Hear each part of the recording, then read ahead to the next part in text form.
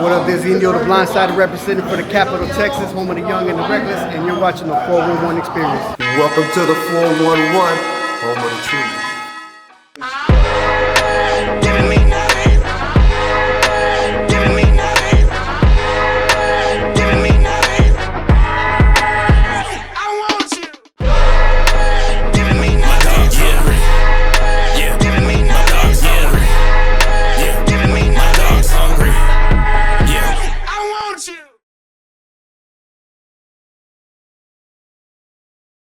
What's up, everybody? It's your host, RJ, with the 411 Experience, and I'm here live in Austin, Texas, with my man, Ndeo, and I had to introduce him to you guys, man, so you guys can find out the story behind the man, the myth, you know what I'm saying, the one that's been doing a lot of things from what I'm hearing, helping a lot of people, and I think it's on the right that our viewers and everybody get to understand this and know that as well. Well, first of all, my name's Saul Garcia. All the homies call me Ndeo. Everybody in the boxing world calls me Ndeo, so that's pretty much me. Okay, so give us a little bit of the rundown on your history and your experiences in the boxing field. What are some of the things that you've done? I'm like a mechanic, you know what I mean? Yeah. So I build them from the ground up. Okay. If I have a fighter that comes in that I haven't built, then I'm not gonna change their style. I'm gonna just add to what they already have. Okay, you know what I mean? like that. So it's like putting a spoiler or souping up the engine. You know what I mean? Absolutely, yeah. So, who are some of the boxers that you've had the chance to work with, amateur, pro, or not, but or even the kids? As far as pros go, I've worked with Kid Austin. Okay. He's out in San Antonio right now. Yes. I was helping him get ready for a while, and a couple other pros that come in and out the gym. Okay. We'll help them out. I work with a lot of amateurs, especially at the national level. Okay. I got my kids and my team, but every time we go to national, somebody's always like, "Hey, coach, can you work with me? Can you work with me?" So it's like, "Yeah, I'll hook you up. I got you." So that's you right there. So that's your angle. You're that guy, that coach. Yeah. That everyone can come to, lean on for that support. You know, for that. Yeah, and it's all about growth. You know, absolutely. Even though it's competition. That's all it is. It's competition. Right. Like if we fight and you beat me or you beat us, we ain't enemies. You know, it's competition. We understand. We're gonna try to run it back later. You know what I mean? That's right. That's right. So how'd you get started in doing this? When Amador was little, okay, he wanted to box. There was nobody to train him, so Seigo started training him. My son liked it, so I was working with him at the house. He would go to the gym with Amador. They started working. Eventually, I started showing up and helping out.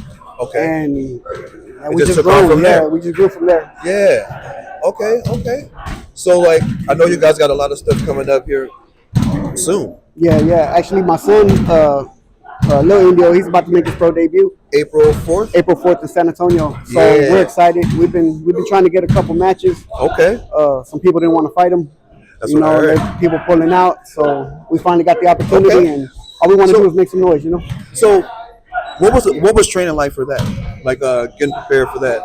Camp, a lot of conditioning, a lot of road work, trying to get his lungs right because he's so used to fighting 3 rounds.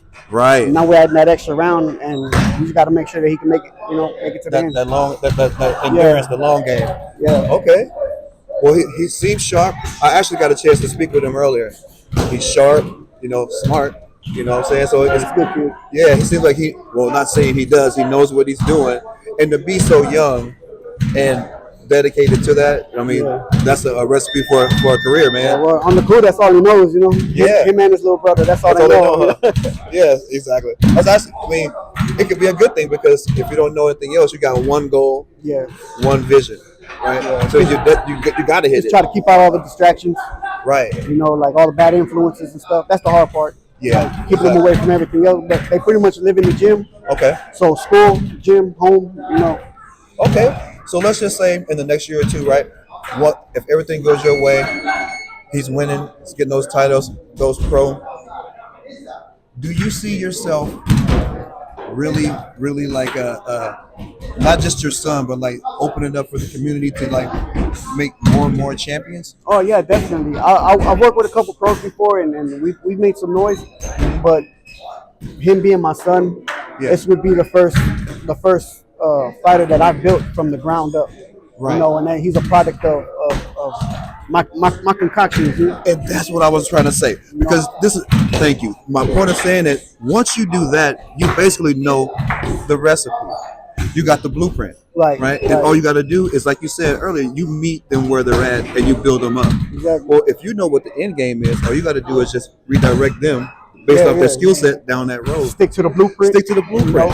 You know? Yeah. So that's why, So we never, it's not failure if you learn, you know what I mean? Right. So as long as we continue to learn and continue to grow from it, then I just keep adding to what we already have. Absolutely. You know what I mean? And I knew because Mr. Seigo, you know, Coach really spoke highly of you, you know, and I know his family, but I also know that there's support and there's trust. Like, he knows that everybody brings something special to the table. Yeah. Right? So I'm glad we're having this opportunity to talk for our viewers, because I want them to understand and know the structure of this, because it takes a village. It absolutely does.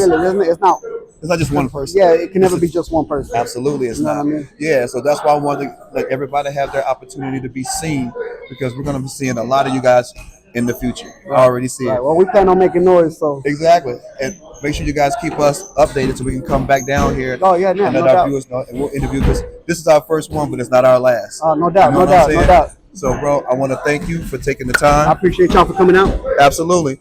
And again, before we go, any last words, man, you want to share with our viewers? Any last words?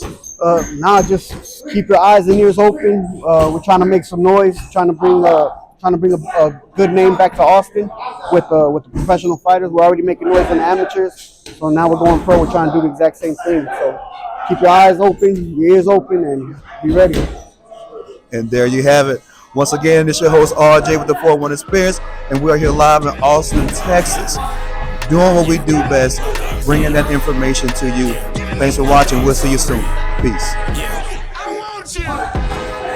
Bring them out, bring them out. All that talking done, boy, when the wolves come out.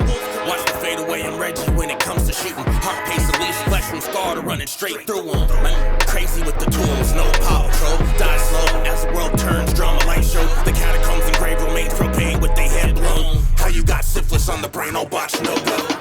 Let me whisper in your ear, you should have found Jesus. Record skipping, soul gone, pine box with the fresh creases. No leasing, cinemass, turned you paraplegic. Oil's leaking out on the concrete, burning transmission. Unexplained mystery.